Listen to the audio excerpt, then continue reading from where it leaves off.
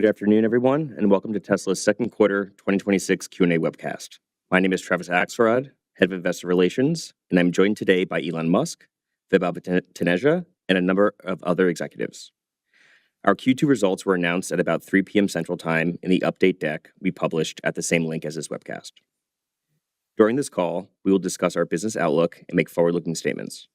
These comments are based on our predictions and expectations as of today. Actual events or results could differ materially due to a number of risks and uncertainties, including those mentioned in our most recent filings with the SEC. During the question and answer portion of today's call, please limit yourself to one question and one follow-up. Please use the raise hand button to join the question queue. Before we jump into Q&A, Elon has some opening remarks. Elon? Thank you. So, it's been a great quarter. We achieved record Q2 deliveries. Model Y, I believe, is now, I think it's the best-selling car of any kind in the world, and is setting records across the board. So its popularity is increasing tremendously, and we're seeing in locations that have FSD approved, we're seeing a very high take rate of FSD, and in fact, I think for a lot of people, they're actually buying Tesla Full Self-Driving with a car attached, as opposed to a car with FSD. They're coming into our stores in the US and saying they want the Full Self-Driving, and with whatever car it comes with, essentially. So clearly, this is a significant demand driver, and as we get approval for FSD in different countries, I think we'll see a similar uptick in demand. It's looking very good on that front. The energy business is also growing incredibly fast, and I think will be crucial for the scale-up of artificial intelligence data centers. We're investing a lot in growing the core business and really preparing for the future. So this is a massive capex year, but I'm confident that all the things that we're investing in will yield incredible returns. Really, maybe the best capex returns that we've ever seen. And just the Tesla team has performed incredibly well. The Cybercab has started production, and we also have started production and are ramping in. We will soon start production with Optimus. We have started production with the Tesla semi-truck. We will soon start production with Megapack 3. We've started production with the lithium refinery, the cathode refinery. We're scaling up battery cell production, and we're also preparing to do a massive solar panel, like solar cells and panel production. Actually, this is going all the way from silicon refinement to producing the solar cell, and then deployment of solar, because there's going to be tremendous need for electricity in the future due to electrification of transport and AI, obviously. So we're working on what we believe is the most ambitious build-out of advanced infrastructure and manufacturing capacity ever in history. It's a big deal. So with Robotaxi, our goals are very ambitious for Robotaxi, but we do need to be cautious about causing any accidents or causing any harm to anyone. Although there are, I think, 30,000 to 40,000 automotive deaths per year in the United States alone, most of those do not generate any press on it. You never really read about almost any of those. But if we injure even one person, it will be worldwide headline news. And regulators will immediately clamp down on our activities. And we don't want to injure anyone. So we're going as fast as humanly possible in scaling Robotaxi, but while trying to ensure that we do not harm anyone at all, and ideally do not even run over a pet. So that's really the constraint. Is we want to grow as fast as possible with Robotaxi without harm to anyone. And we're providing live updates for Robotaxi launch as we open up in a city. we immediately post that on X. So if you just follow the Tesla account on X, we'll keep you informed as we scale to new cities. We've opened up in a number of cities in Florida and in Texas, and obviously in the Bay Area. So we'll continue to scale, I think, very very rapidly with it looks like more than 10% a week in terms of miles driven. So it's a very high compound growth rate. So let's see, Optimus. As you've heard me say before, I think Optimus will be the biggest product ever, but it is a very complex problem to solve. It's one of the hardest things to solve, to make an autonomous humanoid robot that can do tasks that if you simply ask it to do something or show it a video, it can do the task without any programming.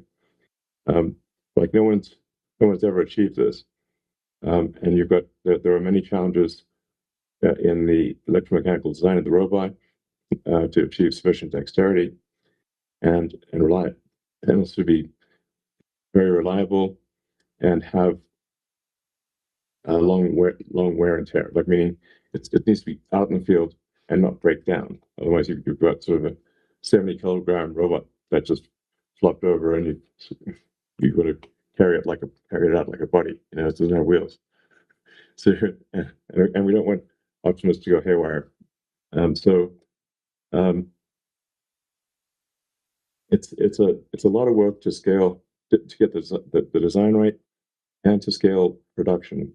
And I really want to emphasize here that the production scaling challenge is very substantial. This is going to be the hardest product to scale manufacturing that we've ever made at Tesla, because everything on the robot is new, and the difficulty of scaling the production ramp is proportionate to the newness of the parts in the robot.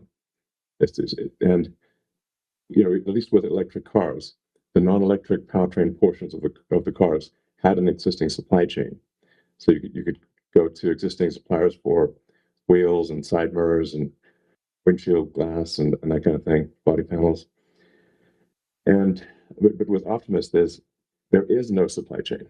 So we've had to build up a supply chain in its entirety, or in-house the production, and we've in-housed a tremendous amount. The Optimus production line that we're building out in Fremont, in place of what used to be the Model SX production, it looks incredible. I mean, it's quite stunning to see.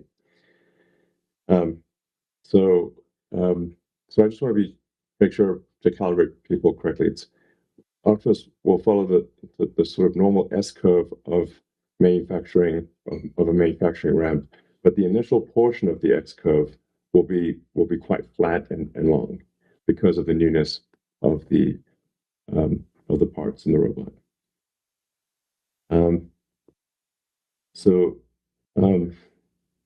Now you've probably seen lots of impressive demonstrations of robots on the internet, but those demonstrations you're seeing are pre-programmed or remote controlled.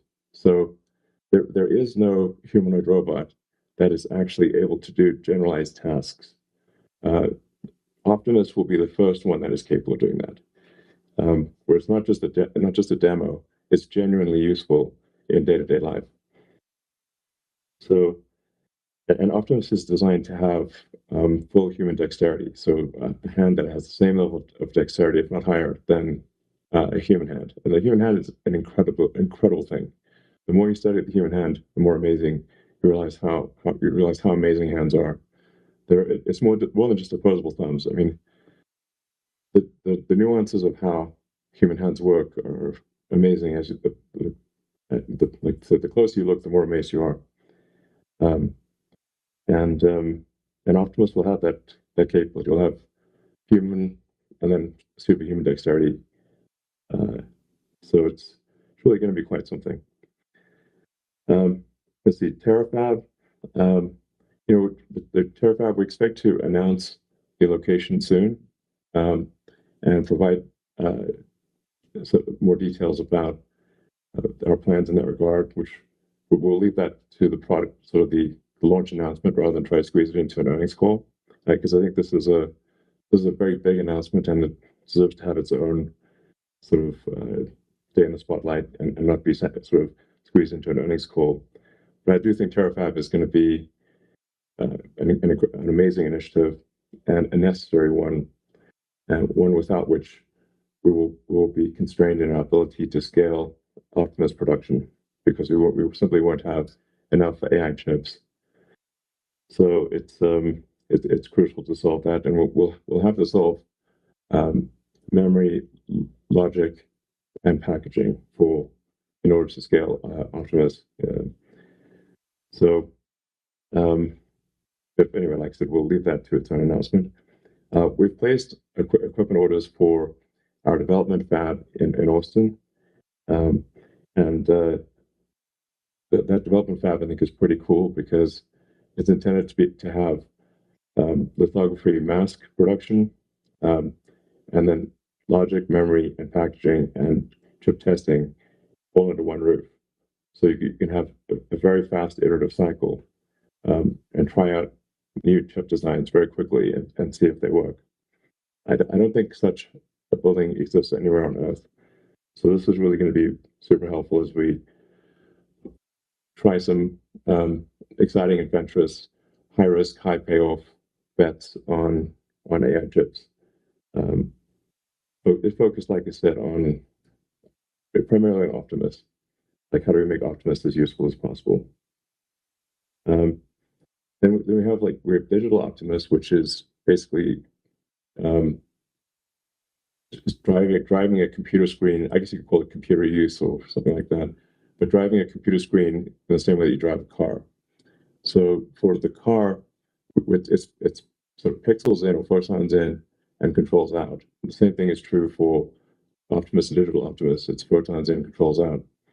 So we feel confident we can adapt the same Tesla AI technology that we developed for self-driving cars to have a self-driving computer screen, or self-driving computer, essentially.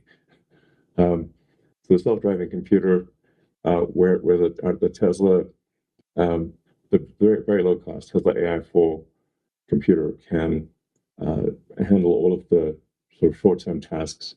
They're doing real-time video control of the screen of the computer. So it's not like screenshots type of thing. It's real-time video at high frame rate. And digital Optimus will be important, obviously, for physical Optimus, because physical Optimus needs to be able to operate computers. It can't come up to a touchscreen and not know what to do. It's got to have a generalized touchscreen and computer use capability. So that's looking promising. Then this is in partnership with SpaceX's Grok, sort of the big model that is kind of like the manager of digital Optimus, and kind of tells digital Optimus what to do, provides it with a series of tasks, and then digital Optimus goes and does those tasks.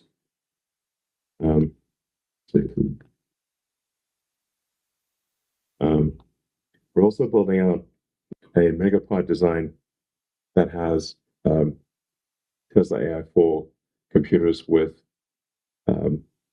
x86. So pairing an x86 computer with the Tesla AI4 computer in a box. And it's kind of just digital Optimus in a box. And in a megapod, kind of like the Megapack packaging. And so where we put just a large number of AI4 plus x86 combos in a giant box, essentially. And that these boxes can be placed anywhere in the country or outside the country. And this allows us to scale AI compute using disaggregated electricity production. So because there's lots of places all around the world, including at our superchargers. I think we've got something like 7 gigawatts of power at our superchargers and growing. And we can place megapods at many of these superchargers and have distributed power for AI. So I think that could be quite a big deal. So in conclusion, we're super excited about our autonomy and robotics roadmap. There's so much awesome stuff coming. It's like I said, hard to squeeze into an earnings call. But we'll have a lot of product announcements. And this is going to be a great year for Tesla. I think one of our best years ever. And then I think next year will be even better. So in conclusion, I want to thank the Tesla team for their excellent execution and all of our supporters for joining us in this journey. Thank you. Great. Thanks so much, Elon. And now Vaibhav has some opening remarks. Thanks, Travis. So Q2 continued the trend that we saw at the end of Q1, a resurgence in demand for vehicles across the globe. We achieved record Q2 deliveries globally with sequential growth across the Americas, APAC, and EMEA of 60%, 27%, and 12% respectively. Additionally, Model Y set records in several key markets, including the Netherlands, Australia, and New Zealand. The efforts of the Tesla team to create compelling products at a reasonable price with the capability of autonomous driving are coming to fruition. We exited Q2 with our largest order backlog since 2023. We are therefore focused on increasing production at all our factories to meet this growing demand. Production growth will be limited by our supply chain. This includes not just batteries, but also electronic components. We've been here before, and like always, our Tesla team is working actively to unblock the obstacles ahead by securing strategic deals with suppliers. Like Elon mentioned, one of the key factors for vehicle demand has been FSD. Our sales data suggests one of the main reasons customers are coming and looking at the car is because of FSD. In Q2, we had in North America, about 55% of our deliveries had FSD subscription at the time of delivery enabled. Overall, FSD attach rates continue to improve, reaching nearly 1.5 million paid customers globally, of which 55% is upfront purchases and the remaining 45% is subscriptions. We expect that the bulk of the growth in FSD monetization will come from subscriptions as we've removed the purchase option in most markets. Automotive margins, excluding regulatory credits, declined sequentially from 19.2% to 16.3%. As a reminder, we had highlighted in Q1 that we had a $230 million benefit from warranty true-downs and some tariff relief, which did not repeat in Q2. Controlling for the impact of those benefits from the prior quarter, our automotive gross margins, excluding credits, would have been approximately flat. This demonstrates the effective pricing and cost management done by the Tesla team as we continue to drive demand. Commodity price increases and interest rate changes all continue to add to our costs. Note that interest rate subvention costs are recognized upfront as revenue offset. So as interest rates have risen this year, the cost of subvention has risen along with them, which had a negative impact on automotive margins. As we have previously noted, energy business is inherently lumpy. Deployments are tied to customer timelines and largely out of our control. In Q2, we deployed 13.5 gigawatt hour of energy storage, a 53% sequential increase, and the second largest quarter for energy business. Despite this growth, energy gross margins declined from 39.5% to 20.4%. This margin decline was a result of several dynamics.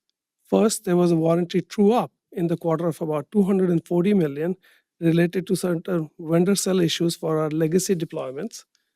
Also, the tariff benefits we recognized in Q1 of more than $200 million did not repeat. And lastly, we had previously guided that ASPs for industrial storage is coming down amidst growing competition. Long term, we believe the energy business should normalize at a gross margin rate in the mid to low 20% range.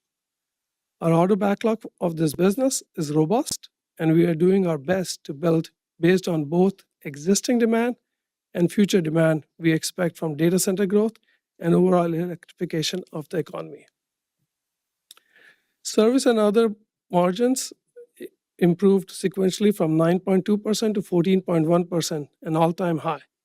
This was mainly driven by an uptick in volume and better cost management of our vehicle fleet that supports businesses such as used car, supercharging, service centers, and insurance. While marginal today, also included in this business are deliberate investments we are making in infrastructure that will help scale robotaxi in the future. We continue to grow the Tesla robotaxi fleet and have expanded to a total of 7 markets in the US. We expect the ramp of the fleet to accelerate throughout the year, along with expansion into new US markets. As previously guided, operating expenses increased sequentially. The increase came primarily from significant research and development related activities, including pre-production ramp costs for new products like the semi-truck, Optimus, Cybercab, and other AI initiatives, as well as depreciation for an additional compute that we brought online. Additionally, we had charges related to litigation expenses in the quarter.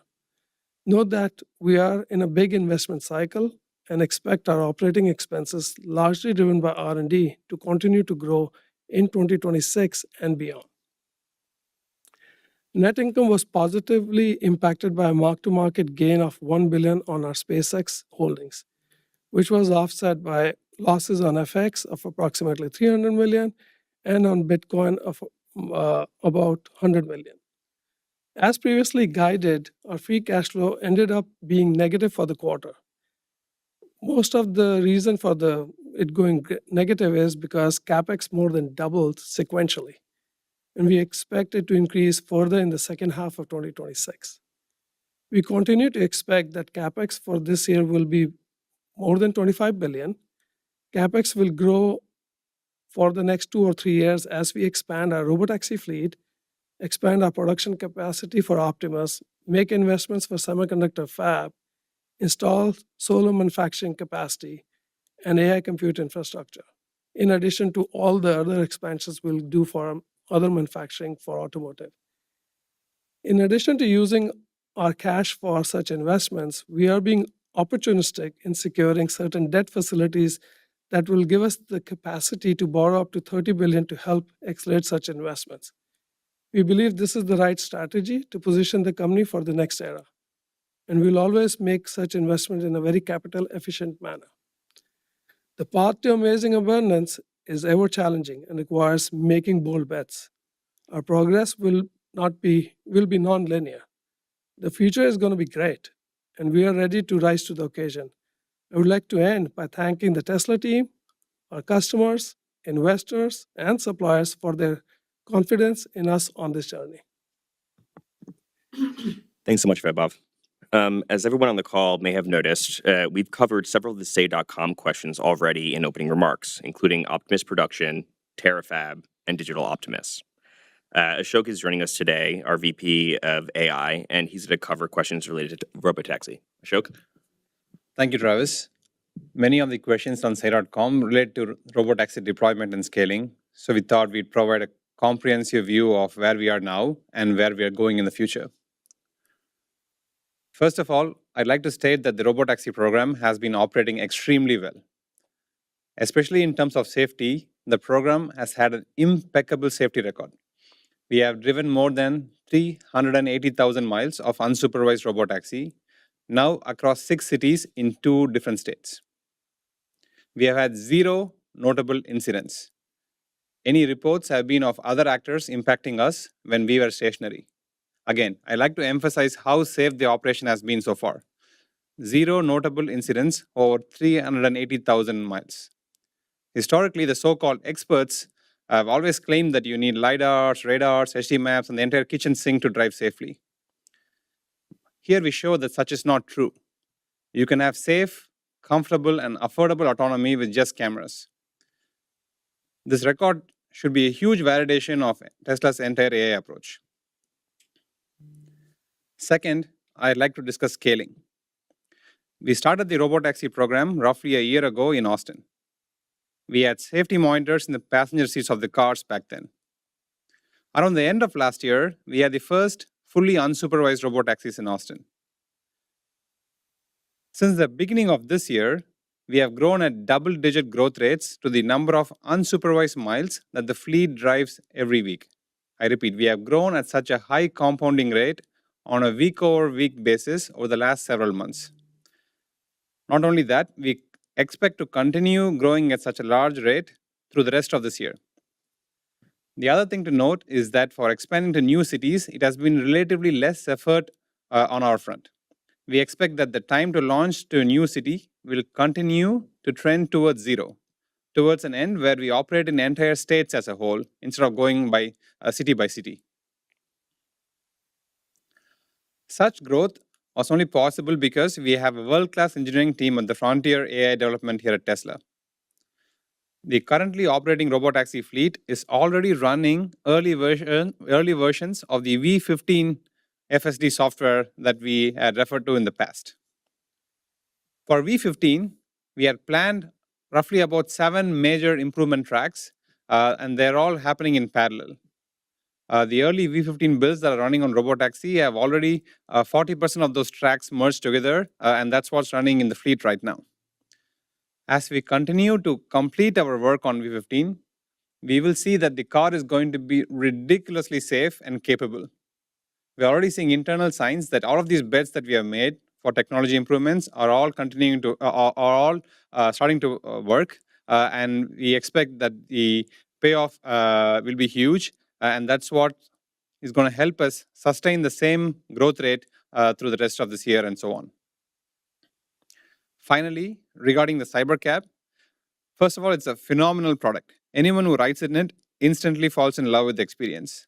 We have aligned our manufacturing targets to roughly match the projected growth rate of the unsupervised miles. The same V15 models that power Model Y and other platforms will also work on CyberCabs.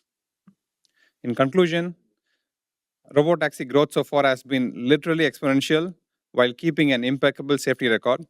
Our technology bets are paying off, helping us sustain the exponential growth for the foreseeable future, and the CyberCab is going to be awesome. That's great. Thanks so much, Ashok. And there was one remaining question on data collection for Optimus training. Would you mind covering that as well? Yep, definitely.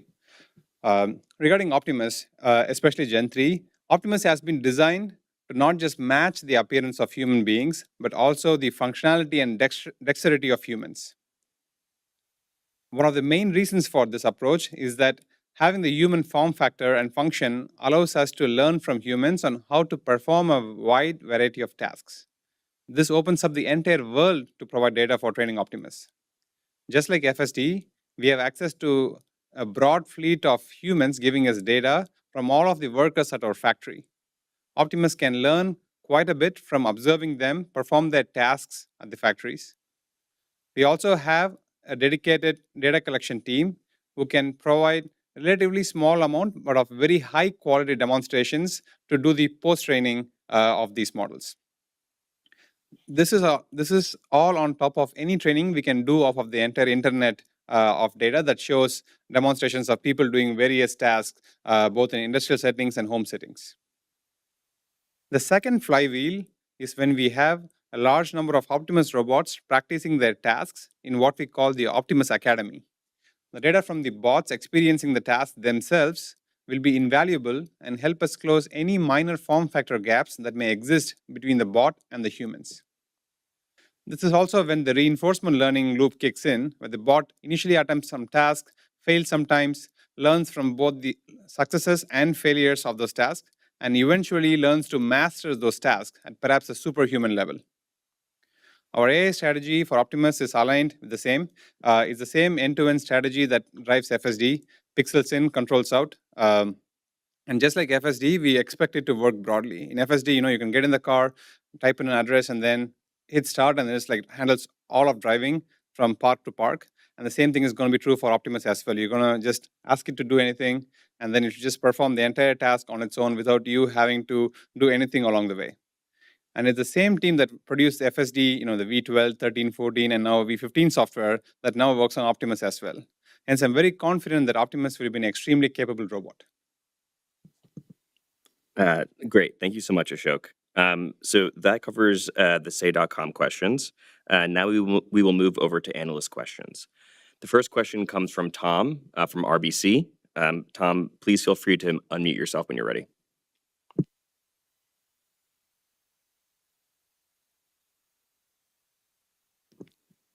Tom, you're still on mute, so please unmute yourself and go ahead and ask your question.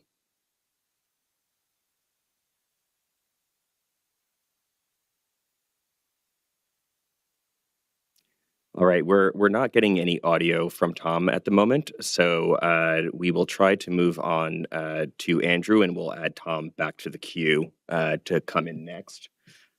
So Andrew, as soon as you can, please unmute yourself and ask your question.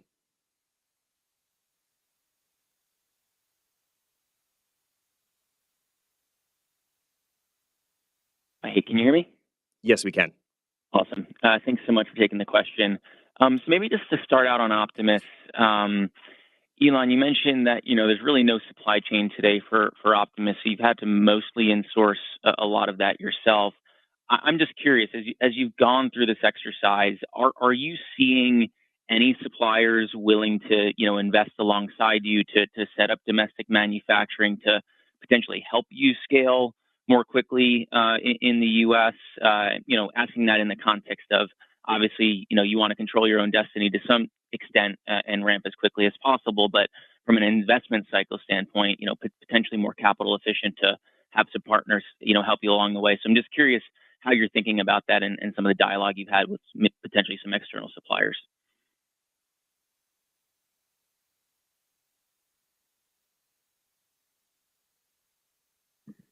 Elon, you may be on mute right now. We can't hear you.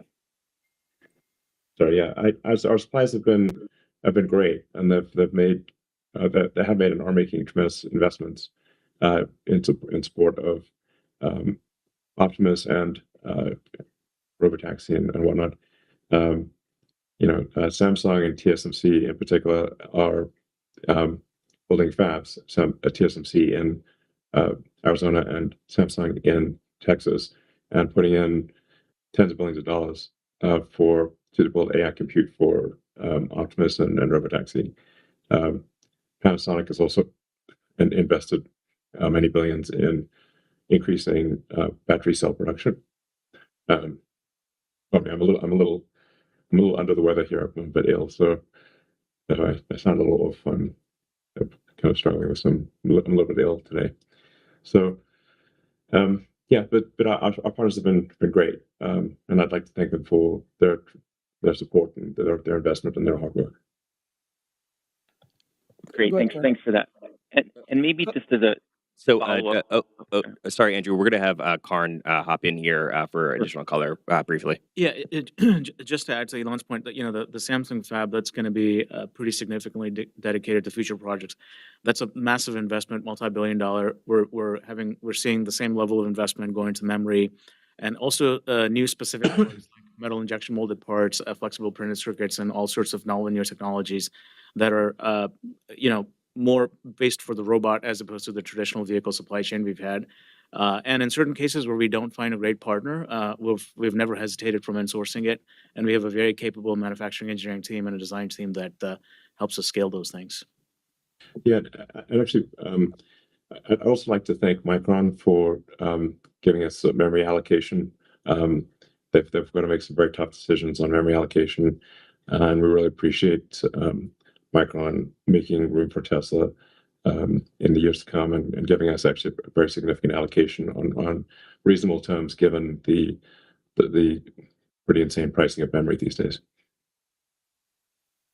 Great, really appreciate that color. And maybe just my follow-up on robotaxis. You guys gave a lot of great information in your prepared remarks, but there seems to be some evolving regulations at the state level, potentially around sensor requirements. So I'm just curious, as you think about your own rollout, what do you want to see, or what do you need to see from regulators to make sure that, obviously some regulation might be good, but you don't want it to be overregulated. So what are you expecting to see? What do you want to see to make sure that this is, done in a proper way? And we've got Lars on the line. Lars, if you wouldn't mind covering this one, if you can. Yeah, sure, Travis. I think, when we talk about regulation, particularly in the U.S., we've made a lot of headway. Just good initiatives from the federal government in terms of the FMVSS rules, moving towards, acceptance and adoption of purely built AVs, and I really appreciate the support from NHTSA on that. When it comes to like a state-to-state level, obviously the stuff in New Jersey, is a little bit disheartening. I think ultimately, as Ashok said in his opening remarks, we really focus on the performance of the vehicle, and ultimately that's what's going to drive regulators and the public to adopt it. I think the best regulations are those that provide companies and innovators with a goal or a task and allow us to figure out the solution. And when we see regulations that provide a solution before identifying the problem, we really don't, appreciate those. But as Tesla always has and will continue to do, we'll let our performance speak for itself. And I think Ashok played that out really clearly, and that'll be the foundation of our expansion moving forward. Great. Thanks for the questions. Thanks so much. We're going to try Tom again from RBC. Tom, can you unmute and try to speak, please? Unfortunately, Tom, we see you unmuted, but we're not hearing you, so we're going to have to send you back into the queue. Next is Alex from Bank of America. Alex, as soon as you can, please unmute yourself. Hey, thanks for the questions here. Just a few follow-ups on Robotaxi, actually. I guess, what milestones should investors be watching from here that would cause you to accelerate your fleet scaling or market deployments? Is it the further safety validation, like a miles driven per incident, or something else? And then, would you ever consider third-party distribution partnerships, such as with rideshare providers, to increase utilization, or is the plan for now to keep Robotaxi fully vertically integrated? Thanks. Yeah, we expect to be vertically integrated with Robotaxi as we are in the rest of our business.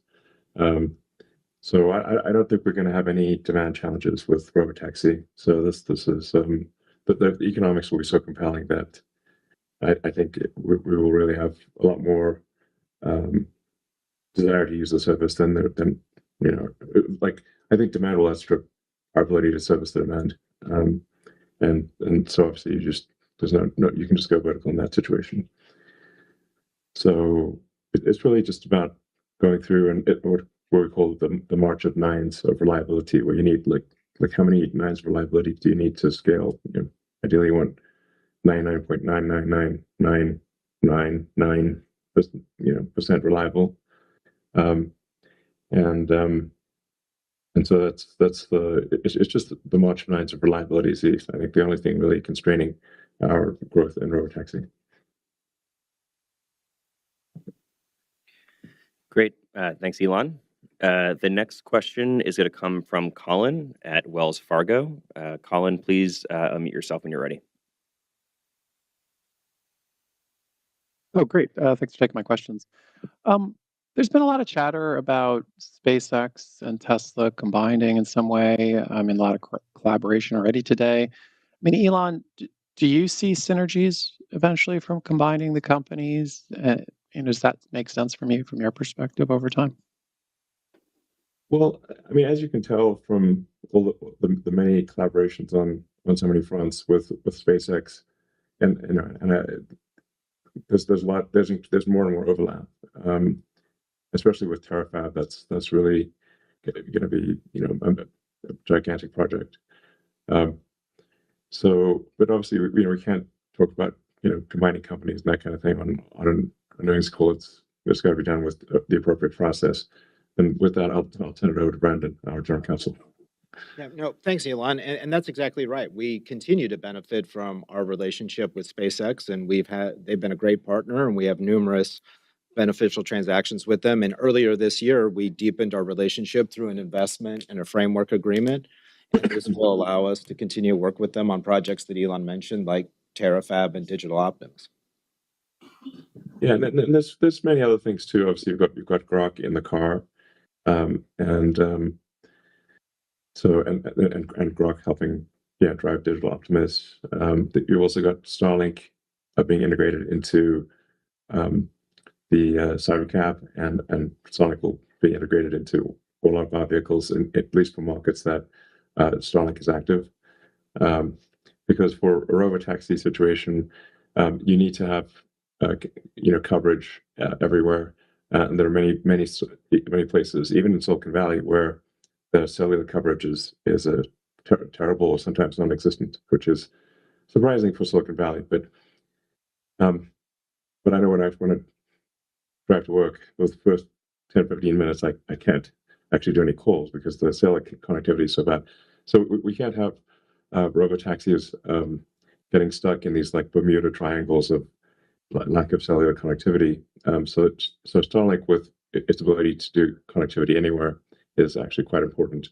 So we don't have robotaxis missing in action. And then obviously if people are sitting in the car, they're going to want to do high productivity stuff or what entertainment. And with Starlink, you can watch 4K live sports in the car, and with very low cost per gigabyte of data. That's really not feasible via the cellular system. And there's many other situations. Yeah, I mean, I would say think of it like Ashok was mentioning about Cybercab, right? That the experience is great. In a world when you don't have to focus on driving, you have all the time in the car to do, whether it's a conference call, watch a movie or anything. That's why if you look at the Cybercab design, it has a big screen. And we've started doing Cybercab rides in our factory in Austin. And when you go through that experience, soon customers would be able to do it in not too distant future.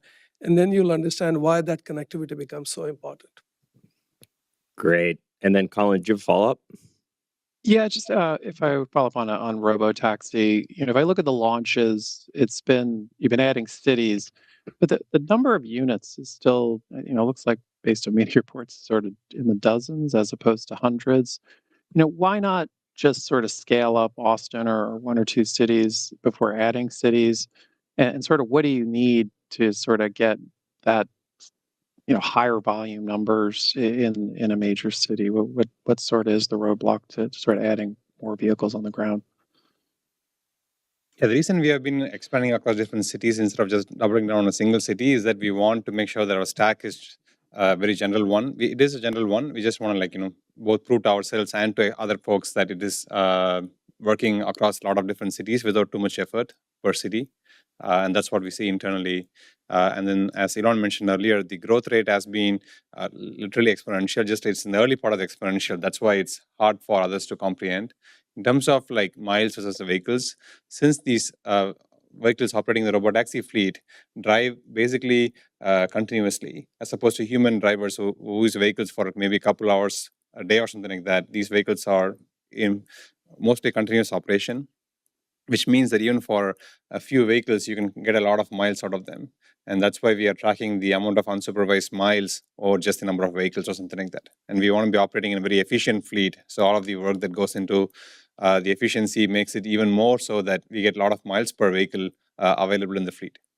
Yeah, and just to add further to this, think of it, we're trying to scale this, and we're trying to make sure that there are different kinks which would be there. And there are things not just on the software front, on the operation front, which we're also trying to tackle. So that's why we're trying to have a broader footprint to try and make sure before we go really high in terms of deployment, that we are able to sort these things out in a smaller fleet in a controlled manner. Yeah, one of the things for Cybercab should be noted is because it is a new vehicle chassis, we need to accumulate driving data that is specific to the Cybercab before we can put a lot of them on the road. So unlike say Model 3 and Model Y and our other vehicles where we've got a lot of vehicles on the road, millions of vehicles on the road, we don't have that for Cybercab, so we actually have to accumulate miles with Cybercabs that are retrofitted with steering wheels and brakes, acceleration, braking pedals, that kind of thing, to calibrate to the Cybercab chassis. So you'll see as we are confident about that, the number of Cybercabs in cities will increase dramatically. Great. Our next question is going to come. Oh, yeah, go ahead, Lars. If I can just add like one thought here. The other reason I just want to like point out is, TCO, transportation regulatory situations are different city by city, state by state. There's not a federal, framework to do that. And so the reason we're expanding city by city is to make sure that we're meeting all of those one at a time, and we're satisfying, all of the requests of each individual city and in everywhere we can. And so we have to expand, to each city to meet those requirements, and we'll continue to do so. And until all of what Ashok and Vaibhav and Ashok said, we'll follow with the scaling. Thanks, Lars. The next question is coming from Walt from Lightshed. Walt, please unmute yourself. Thanks. It's just a quick follow-up for that Lars comment. I mean, the NHTSA administrator, Jonathan Morrison, was just on CNBC. He already, was trying to get rid of the pedal and said, I forget his exact term, but it seemed like he wanted to get rid of the steering wheel. It seemed like that would be a gating factor. But is there other things that you need at the federal level to really kind of unlock your ability to ramp Cybercab? I mean, the short answer is no. I mean, I think we have a great relationship with NHTSA and Director Administrator Morrison especially. And I think they're just following through with what the public wants and the world knows is coming, and they're trying to stay ahead of it and make sure that they're doing the right things in place. So we've been open and honest with them for the last couple of years about what our plans were and what we're doing, and I don't want to say we're in lockstep, but I feel like we have a partner there, and we're working together on it. Got it. And then just Elon, it's kind of a roadmap question, I guess. Starlink obviously is integrated in Cybercab, and you guys just talked about the connectivity for watching movies, but what about the flip side of that? Can the Cybercabs become remote hotspots for Starlink Mobile? And then similarly, roadmap question on the Semi, when do you anticipate looking at autonomy for the Semi? Because that seems like a pretty sizable market as well in terms of autonomous trucking and the need for it given what's going on in our country right now. Yeah, absolutely. There, as you allude to, there is a really serious shortage of truckers. So there just aren't enough people who want to drive trucks, which are crucial for transport throughout America. So an autonomous Semi is actually going to be very important to address the shortage of truck drivers, and obviously will be great for improving safety and making it easier on truck drivers to have a self-driving Semi is going to, I think, dramatically improve safety and comfort for truck drivers that use this as a Semi. Since the units, the total number of units of the Tesla Semi is still low and will continue to be a very small percentage even by the end of this year of our total vehicle fleet, it makes sense for us to focus our efforts, our self-driving efforts, on our high volume vehicles, so Model 3 and Y, and solving self-driving and really getting to the point where it's generalized, unsupervised self-driving for those vehicles, and Cybercab. So we expect to get self-driving working on the Tesla Semi probably around the end of this year or early next year, But I just don't want it to be a distraction on the on the march of nines of self-driving of safety for self-driving on three-way and cybercab. That's so that it's taking a bit of a backseat for the next 6 months or so for autonomous semi. But it will be, it will definitely be a bit working next year and in time for the scale up to high production of Tesla Semi. For communications, yeah, I think there's an interesting angle there where you could use the Starlink terminals that are in the Tesla cars as like sort of cell towers, I suppose, or connectivity towers, basically for providing relays on the ground to cell phones and to anyone who would like Wi-Fi, basically. Yeah, I mean, it's a different subject, but obviously one could do that with the stationary Starlink terminals too. All right. Our next question is going to come from Will at Truist. Will, please unmute yourself. Great. Thanks so much for taking my question. Elon, you teased us a little bit about sort of the supply chain relative to Optimus, highlighting how difficult it's going to be, but we'd be really interested to understand what your propensity is to manufacture semis for this yourself. When we think about microprocessors, microcontrollers, actuators, and other semiconductors that are going to be used, it occurs to me that you have many that are commercially available. You have an option to design some but have them made at third-party fabs. You also have the option potentially to design and make them yourself. What should we think about your propensity to source these components in these different manners? You're talking about like making like microcontrollers and small, like the various computers that are in the car that operate, like the steering system and the braking system. No, that kind. I'm talking about for Optimus, not for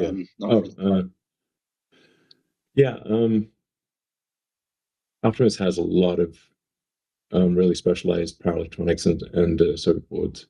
It's all Tesla design stuff, but it is fabricated by suppliers.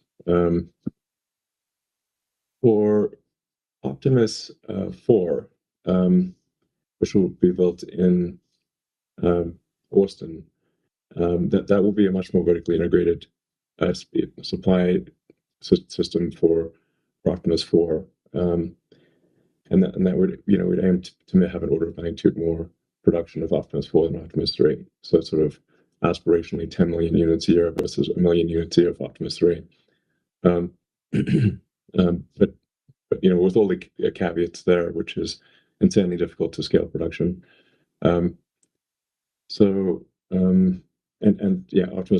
4 will be much more vertically integrated. So probably doing a lot of the sort of PCB work in-house for that.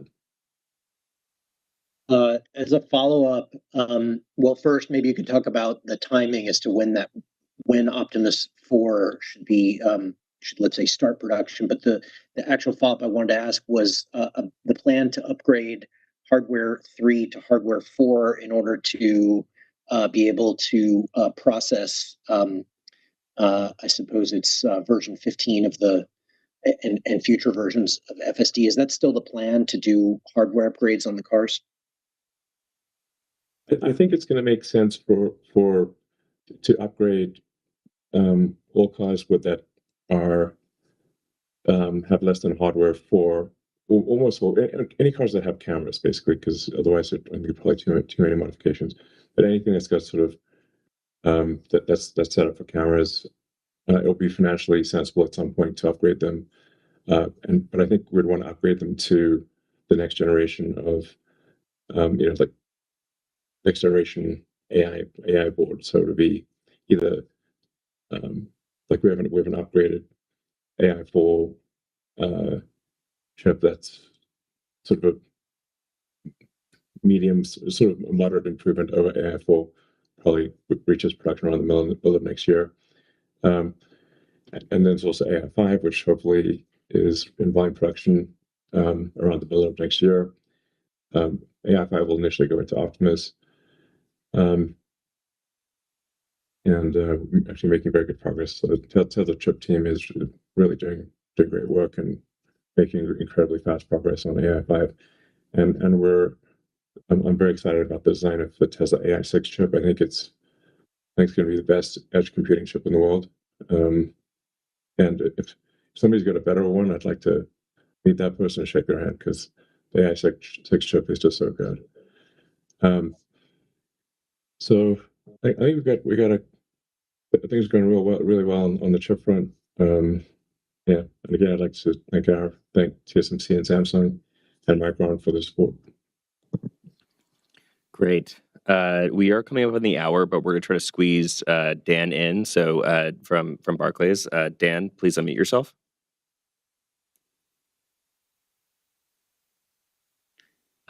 Great.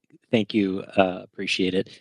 I'd like to ask about the pace and path of CapEx. Elon, in the past, you've said that you'll spend as much as you can, but really efficiency seems like it's the gating factor. So, to what extent right now in this CapEx cycle is your pace of CapEx effectively capped simply because spending any more would be done in an inefficient manner? And to what extent is the pace of CapEx really the primary determinant right now in unlocking the different supply constraints that you have?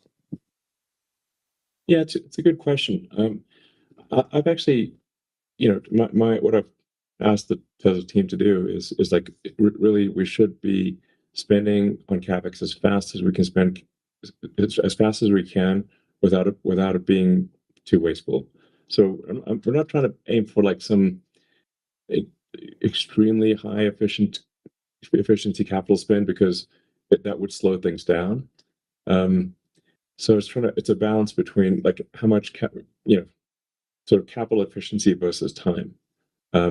So if we can be, it's okay to be a little less capital efficient if we get things done sooner, because that's actually going to be the higher NPV outcome for the company.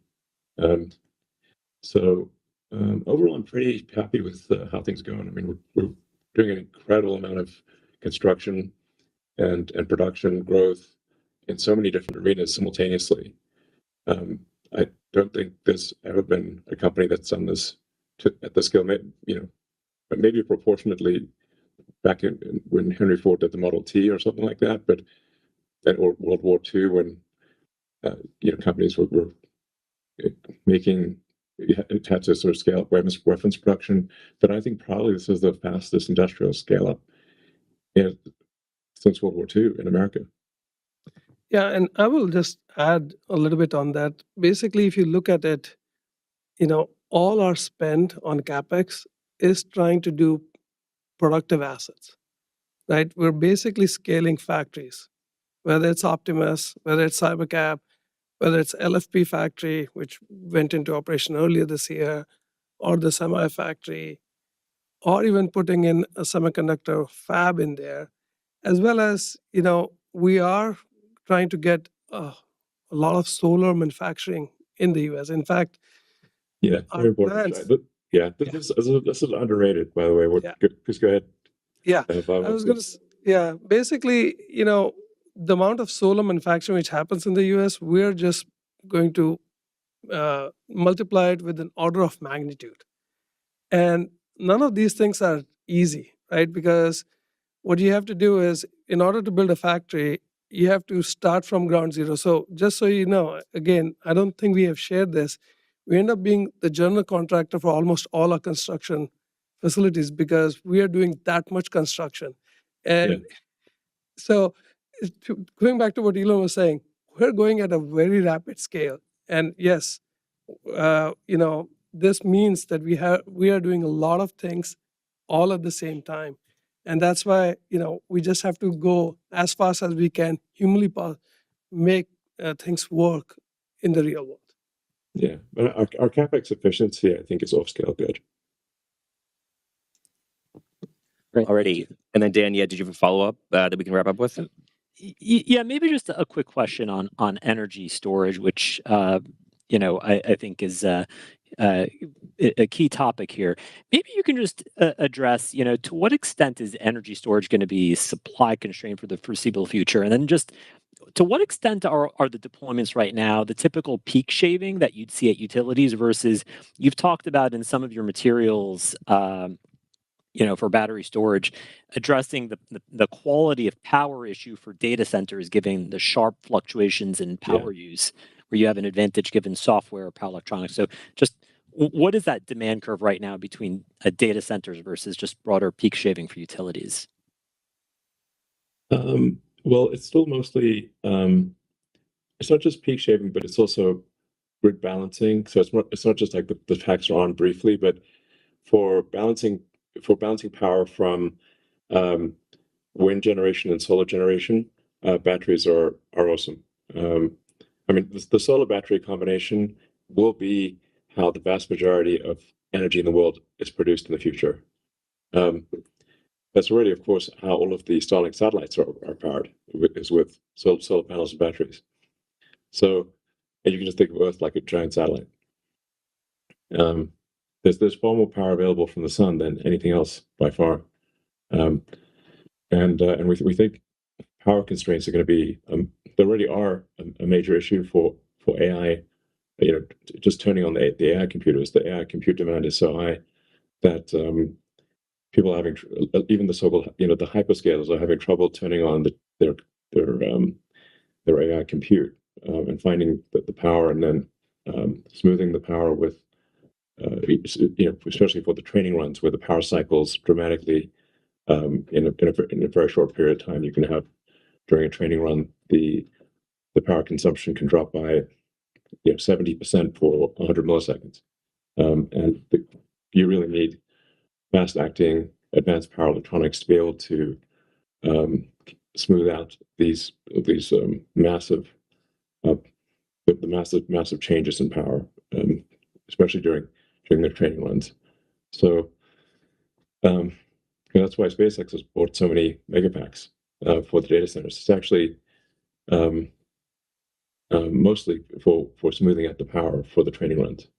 But it will also be useful for being able to tap more power from the grid by if you tell utilities that they can that they will not need to supply power during the worst hours of the worst days of the year because the batteries can handle it, then that makes it much easier for them to give you power. In fact, probably the best way to scale total energy production in the United States is simply using batteries, because there's, I think, around 1.2 or 1.3 terawatts of power production in the US, but the average power usage is only half a terawatt. So you've got 2.5 times as much power generation as the average usage. That means you could potentially double the energy output of the United States just with batteries.